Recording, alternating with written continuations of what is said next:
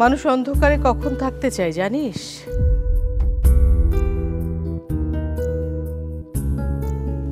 যখন সে নিজের মুখোমুখি হতে ভয় পায়,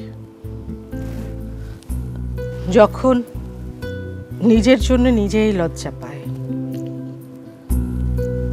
তোর ওই বন্ধুর বাবা আজ যে তোকে লজ্জা দিল না, তার জন্য কিন্তু তুই দায়ী বাবু। যদি ওর সাথে তুই কোনো সম্পর্ক না রাখতিস, তাহলে হয়তো উনি এভাবে অফিসে আসার সাহস পেতেন না। তোর সব ভুলের দায় তোর বাবাকে শুধরে নিতে হলো। কিন্তু বাবু, তোর তো এভাবে অন্ধকারে থাকার কথা না। দুদিন পরে তোর বিয়ে, তুই থাকবি আনন্দে আলোতে।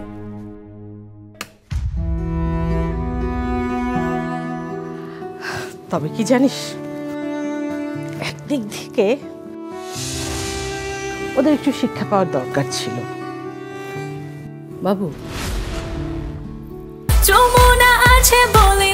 যমুনা রেফ্রিজারেটর, খাবার ফ্রেশ তো লাইফ জম্পেশ।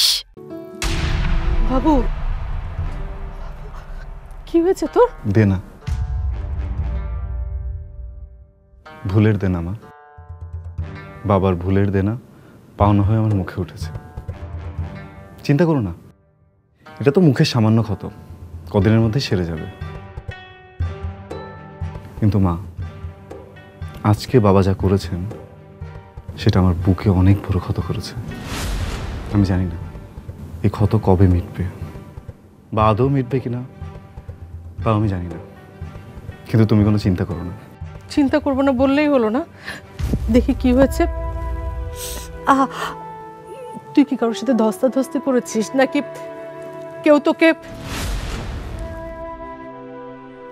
দাঁড়া দাঁড়া দাঁড়া দাঁড়া দাঁড়া, মিতু, মিতু, আর কোথাও ব্যথা পেয়েছিস বাবা? মা, আমি ঠিক আছি, আমার কিচ্ছু হয়নি। হ্যাঁ, আমি ব্যস্ত হব না, একদম বস তো, বস। এই মিতু, স্যাভলন আর এটা নিয়ে এসো তো, তুলোটা। আর কোথাও ব্যথা পেয়েছিস বাবা? হ্যাঁ, আর কোথায় ব্যথা লেগেছে বলতো? মিতু, কোথায় তুমি? আরে মেয়েটা এখনো আসে না। আর কি হয়েছে মা? আরে দেখো না কি অবস্থা, দেখি এখানে। ও, কি করছেন মা? কি করছি মানে? আরে আমার ছেলের। আচ্ছা, একটু এদিকে আসেন।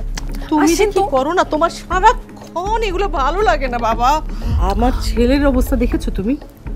মা, এত বড় সুযোগ আপনি হাতছাড়া করে দিচ্ছেন। আরে কিসের সুযোগ, কিসের হাতছাড়া? আপনি কি বোঝেন নাই ব্যাপারটা? না, আমি বুঝিনি মা। সত্যি বোঝেন নাই?